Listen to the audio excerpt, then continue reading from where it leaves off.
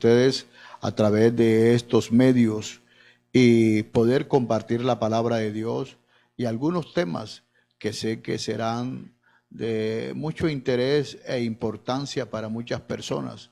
Le agradecemos que nos sigan en nuestras redes, nos sigan para que se vaya enterando cada día más de la aclaración de la palabra de Dios. En estos momentos, a partir de hoy, queremos Dios mediante presentar a ustedes un tema sobre las profecías bíblicas. Pero antes vamos a tener un momento para, diríamos, dar gracias a Dios sobre la forma como Él nos ha guardado y también nos ha sostenido, y gracias a Dios por este medio que Él nos permite, y también gracias a Dios por el cuerpo médico que tenemos en nuestro país. Oremos por esas personas que están trabajando arduamente, nuestras autoridades, nuestros gobernantes, que Dios les dirija cada día y puedan hacer las cosas conforme Dios lo ordena en su palabra.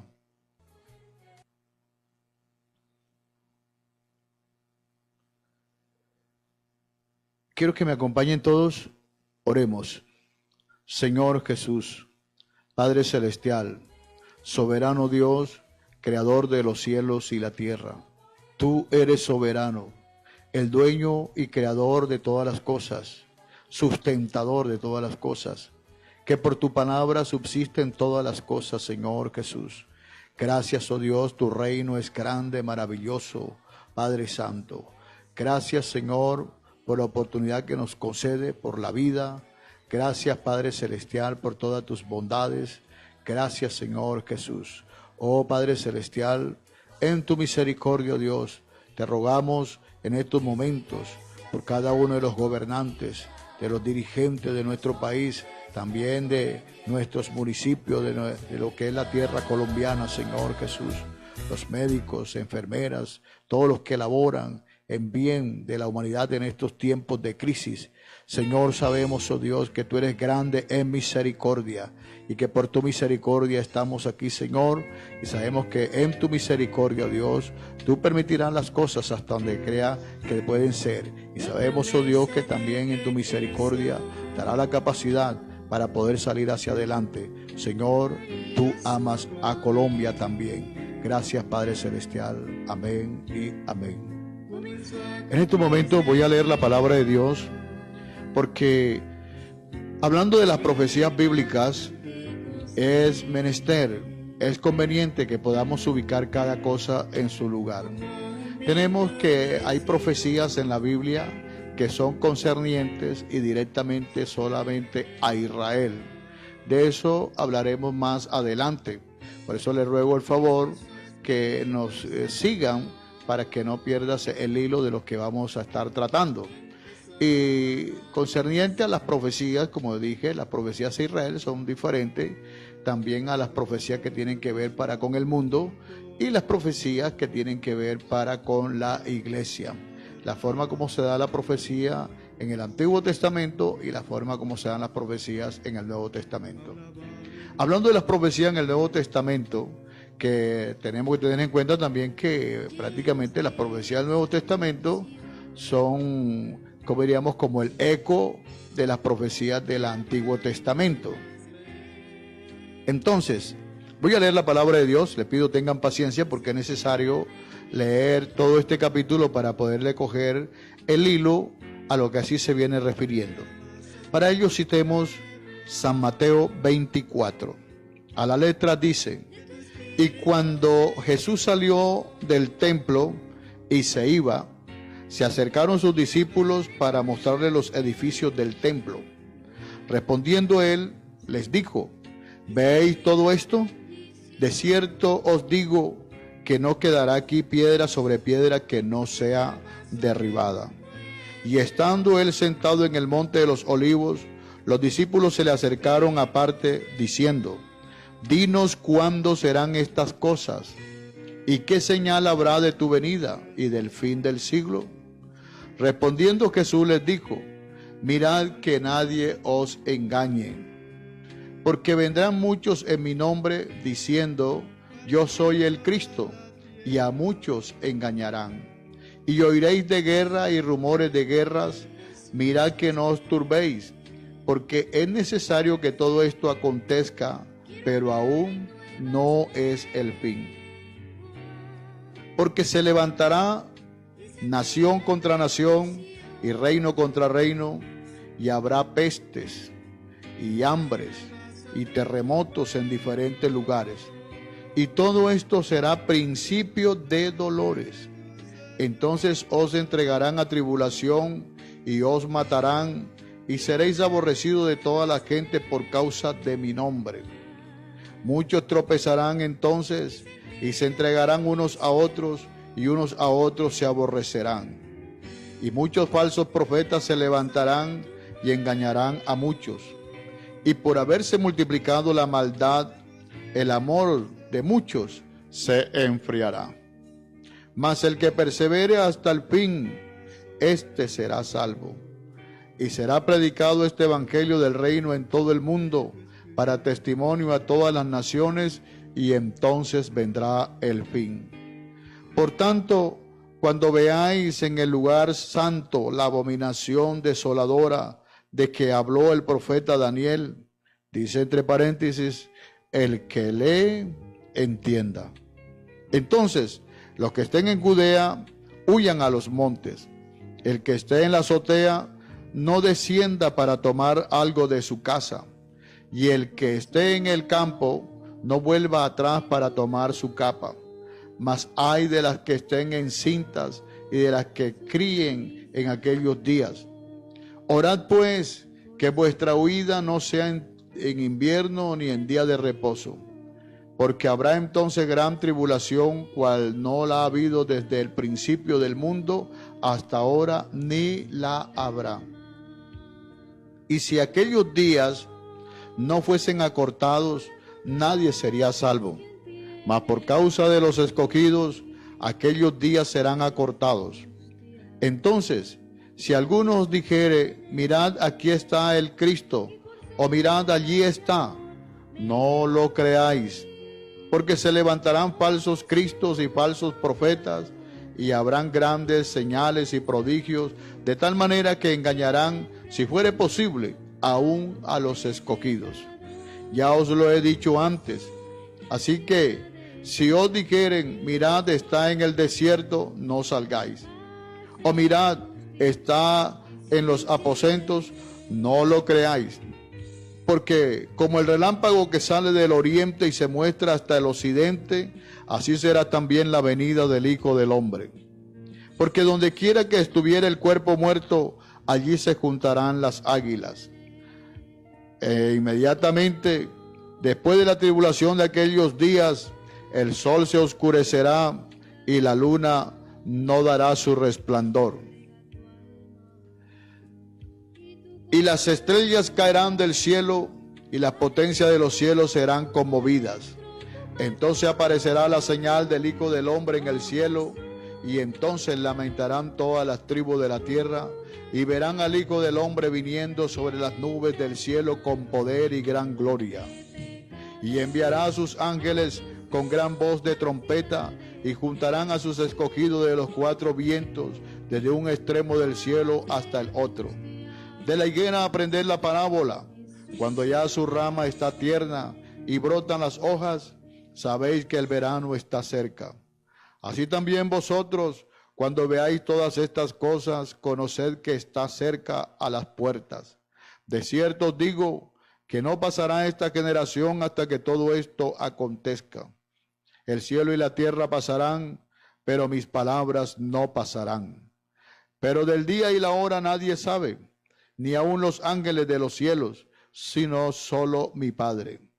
Mas como en los días de Noé, así será la venida del Hijo del Hombre. Porque como en los días antes del diluvio estaban comiendo y bebiendo, casándose y dando en casamiento, hasta que el día que Noé entró en el arca.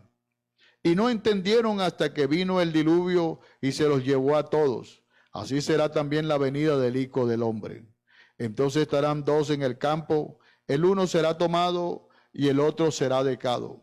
2 mujeres estarán moliendo en un molino, la una será tomada y la otra será dejada. Velad pues, porque no sabéis a qué hora ha de venir vuestro Señor.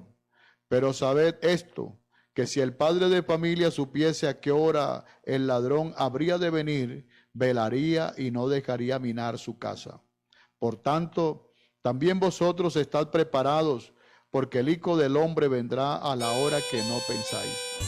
¿Quién es, pues, el siervo fiel y prudente, al cual su Señor puso sobre su casa para que les dé el alimento a tiempo?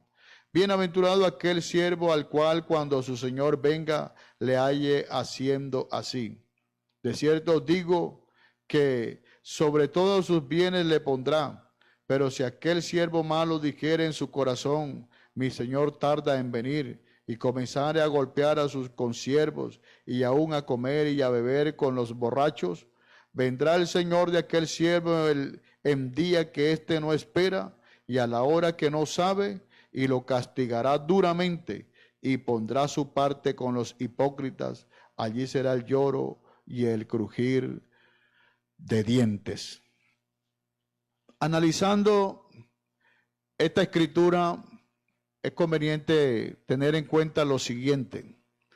Allí hay una serie de profecías de parte del Señor Jesucristo que hay que ponerlas en orden, porque ello nos arrojaría mejor luz. O sea, hermanos, amigos, ustedes deben de saber que de dónde se desprende estas profecías.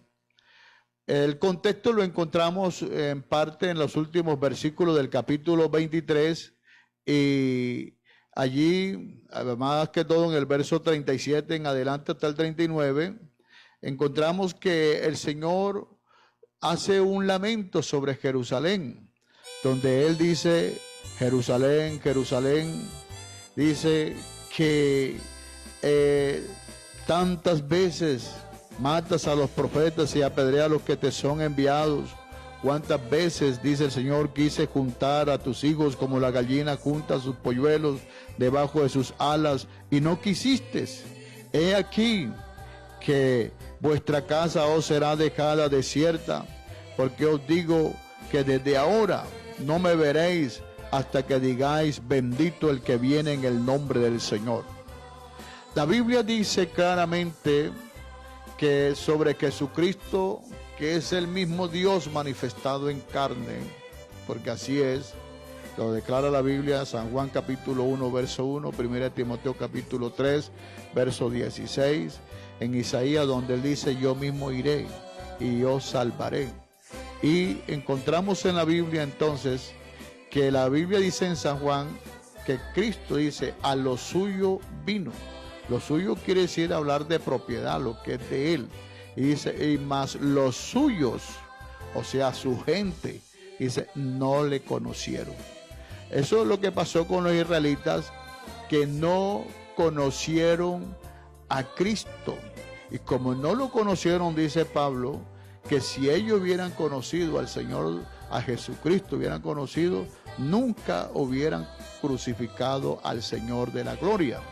Entonces, cuando Cristo vino, que vino a los suyos y estos no le recibieron, entonces Cristo muchas veces les habló sobre el reino que había llegado hacia ellos, que el reino estaba en medio de ellos, que el reino era precisamente eso, el gobierno de Dios entre ellos, pero ellos rechazaron a Cristo de todas las formas, aún hasta el momento de que Cristo, cuando estaba siendo ejecutado, ellos dijeron, fuera con su sangre sea sobre nosotros y sobre nuestros hijos. Y Pilato pues les hizo ver la situación en la que ellos se metían con decir estas palabras, que inclusive por esa razón, según la historia, ustedes pueden notar los magnicidios, también los, vamos a decir, esa cantidad de judíos que fueron muertos de una forma terrible en los días de la Segunda Guerra Mundial. Todo ello el complejo de Maxada, todo eso deja dicho los juicios que comenzaron a caer sobre Israel, por ellos haber dicho esa palabra, su sangre sea sobre nosotros y sea sobre nuestros hijos. Dado esta circunstancia que los israelitas rechazaron el reino de Dios, entonces por eso el Señor ya en la víspera de su crucifixión, Él exhala o Él exclama con estas palabras de lamento sobre Jerusalén, diciéndole esta frase: cuántas veces quise juntar tus hijos como la gallina junta sus polluelos debajo de sus alas y no quisiste. Entonces, dado este asunto de que les habla, dice: he aquí que entonces vuestra casa quedará desierta. Si nos vamos a las historias bíblicas, ejemplo, cuando Dios manda a Moisés a construir el arca, a construir el tabernáculo se tenía como un símbolo de la presencia de Dios en medio del pueblo de Israel. Por eso cuando la nube de fuego que los guiaba en la noche al pueblo de Israel, que eso fue un milagro de parte de Dios, sacar a Israel de una nación, sacar una nación de otra nación, y dice la Biblia, con mano fuerte y poderosa, y Dios los guió a través del desierto de una forma tan especial, a tal punto que en 40 años de peregrinación sus zapatos no se envejecieron, sus vestidos no se envejecieron, nunca tuvieron que comprar ropa ni zapatos, y también los alimentó durante el desierto. Entonces valga la pena hacer un paréntesis aquí. ¿Por qué habremos de temer? Si Dios guardó a un pueblo que todavía tenía solamente la promesa de que ellos un día serían salvos también por el sacrificio de Cristo en la cruz, ahora cuánto más la iglesia, que es la niña de sus ojos, la iglesia que es, podemos decir, es su esposa, hablando de una forma mística. Entonces podemos decir que tenemos esa promesa que Dios es misericordioso. La palabra misericordia quiere decir que es el cuidado que Dios tiene para con la humanidad, que Dios tiene aún con la humanidad, y no me refiero únicamente a los evangélicos, sino con todo el mundo, porque grandes son sus misericordias, más alta que los cielos, que lo que están los cielos de la tierra, es la misericordia de Dios. Entonces, a través de todo esto vemos que este pueblo, luego que Moisés construye ese tabernáculo, entonces vemos que la presencia de Dios, cada vez que la nube se movía, el tabernáculo también se movía, hasta que llegaron a la tierra prometida. Allí en esta tierra ellos erigieron el tabernáculo, y fue el momento entonces cuando dice la Biblia que que David tuvo en su corazón construir templo a Jehová, porque él decía: yo soy un rey, un príncipe de Dios, y estoy durmiendo en un palacio, y cómo es que el arca de Jehová va a estar en una tienda. Entonces él quiso construir, pero Dios le dijo: no, a ti no te está dado el construir templo, porque tus manos están llenas de sangre, puesto que David fue un hombre de guerra desde el principio. Cuando libró la batalla ante Goliat, fue declarado para esa situación como ser el cantor y el guiador del pueblo de Israel en ese momento de crisis. Entonces Dios le dice: por esta razón tú no puedes construirme, pero he aquí que de tus lomos saldrá quien construirá el templo. A través de la historia vemos entonces los miles y miles de trabajadores que empleó Salomón, que fue el descendiente que Dios utilizó para que construyera el templo. ¿Por qué? Porque agradó a Dios el corazón de Salomón, puesto que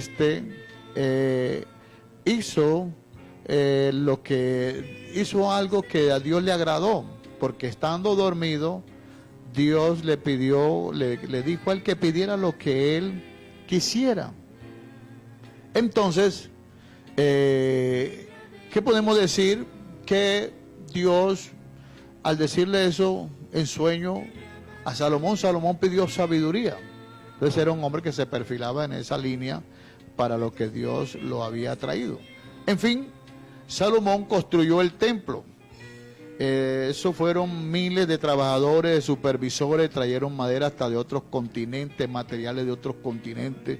O sea que fue un templo maravilloso que hizo grande, fue una de las grandes maravillas a nivel mundial que construyó Salomón. Y esto, pues, él, aun cuando ya ve la gloria de todo ese templo, él se pone a meditar. Y dice, pero Dios sí habitará en un templo de esto. Si los cielos son los cielos de los cielos y no lo pueden contener, cuanto menos esta casa que yo he edificado. Entonces cuando hace la oración y dice, pero he aquí que entonces te ruego que tus ojos estén abiertos de día y de noche sobre esta casa, y que aquí encuentren refugio tanto los de afuera, los extranjeros y todo ello, y que todo hombre piadoso que orando de rodillas mirare hacia este lugar, tú lo perdonarás, tú lo bendecirás. Y entonces hace esta oración, y de allí a ese momento se puede decir que tanto la casa de Israel, allí se tiene, vamos a decir, está habitada en el sentido.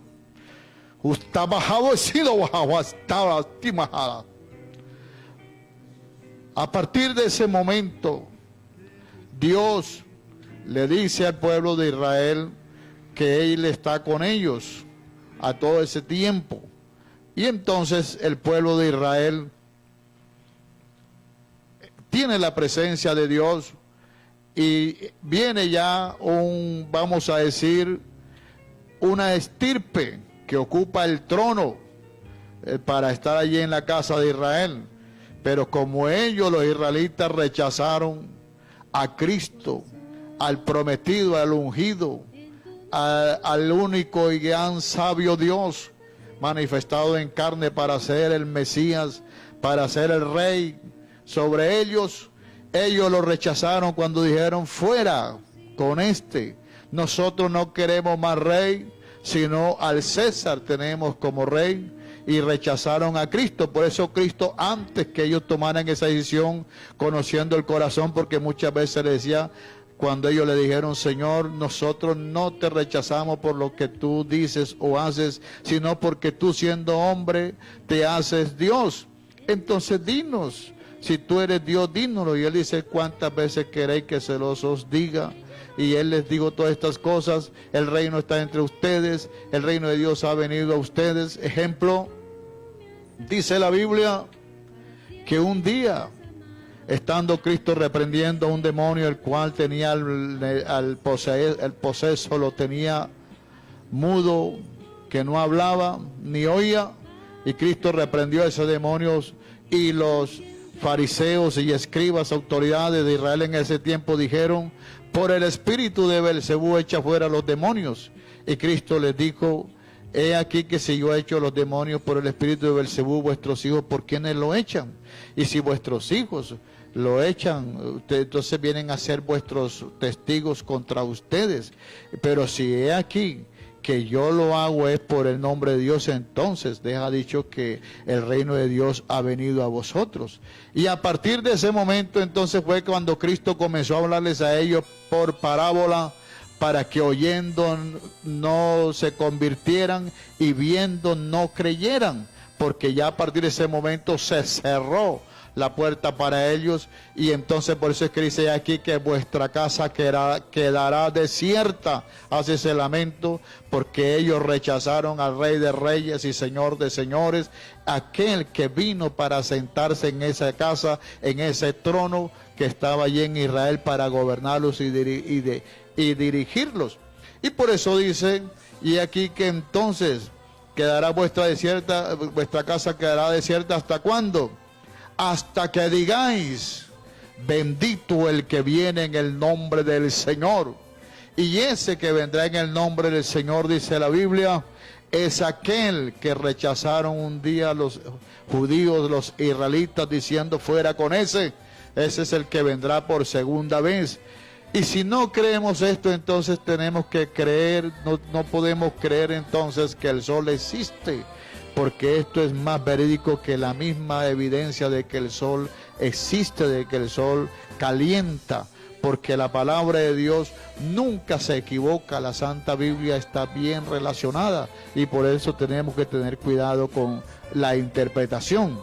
Ya para terminar por el día de hoy, pero continuamos con este tema, quiero decirle entonces que esa es la razón por la cual Cristo dice que la casa les quedaría desierta, pero a los israelitas por haber rechazado al Mesías, ya esa casa prácticamente está desierta. Es por eso que Cristo, mire usted cómo son las escrituras, dice, y aquí que los discípulos fueron a comprar alimentos y a Cristo le era necesario pasar por Samaria.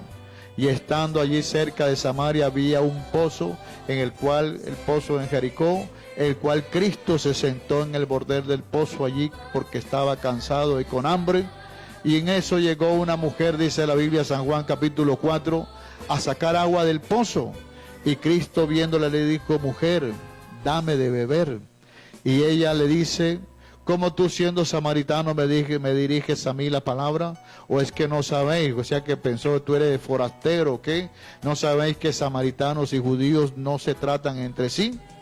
Y Cristo le dice, mira cómo Cristo le dice, si tú conocieses el don de Dios, ¿y quién es el que te pide de beber? Tú le pedirías a él. Cristo se ofreció, hizo unas ofertas. Es que yo no sé por qué los israelitas no pudieron conocerle por estar metidos en las escrituras. Y aunque estaban metidos en las escrituras, no tenían el espíritu de interpretación y no pudieron comprender el tiempo de la visitación. Pero esta mujer samaritana entra en una charla con Cristo y él le dice, tú le pedirías a él y él te daría a ti agua viva. Él te daría esa agua viva que salta y fluye para vida eterna.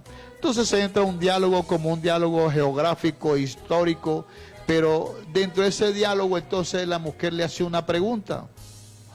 ¿Por qué ustedes dicen que el lugar de adoración es en Jerusalén? Y aquí dicen que debe ser en este monte que construyeron nuestros padres. Y Cristo le dice, mujer, créeme que la hora viene y ahora es, cuando los verdaderos adoradores adorarán al Padre en espíritu y en verdad, porque tales adoradores buscan al Padre que le adoren. Ya no habrá necesidad de adorar en un templo ni en Jerusalén, porque eso está desierto. Esa casa ya va a quedar desierta, el monte esto va a quedar desierto. Ahora hay que adorar a Dios es en espíritu y en verdad de lo que le dicen. Con todo esto, la mujer fue dejando entrar la palabra de Dios en su corazón a tal punto que después se convirtió en una evangelista. Entonces, pues valga la pena anotar en todo esto que esta es la razón por la cual Cristo le mostró esto a los judíos. Y luego, cuando él salió del templo, él diríamos, podemos decir, los discípulos le muestran, mira lo hermoso del templo. ¿Por qué? Porque el templo que construyó Salomón había sido destruido por una invasión de los enemigos. Y luego el templo que estaba allí en ese momento era un templo construido por Herodes, porque después de esto, antes de este templo, había sido construido un templo por Zorobabel. Y luego vino Herodes, construyó ese templo, que era un templo que desde lejos se veía, un templo muy hermoso, parecía una perla blanca en el desierto, y era algo que tenía mucho que ver, era muy hermoso. No tenía la misma gloria del templo que construyó Salomón, pero sí tenía una gloria esplendorosa este templo. Y los discípulos también un tanto como orgullosos, dicen, ve, Señor, o de pronto un tanto admirado, o a ver qué decía él, ve todo ese edificio, Señor, qué cosas tan hermosas, cómo construyeron eso, ese centro de adoración. Y Cristo le dice, veis todas estas cosas, le dice el Señor, veis todo esto, de cierto os digo, que no quedará aquí piedra sobre piedra que no sea derribada. Entonces quedamos en este punto para la próxima, que será el jueves, Dios mediante. Ha sido un placer dirigirme a ustedes y espero que Dios los seguirá bendiciendo a cada uno. La paz del Señor. Recuerden, el Señor está con nosotros. Dios los bendiga a todos.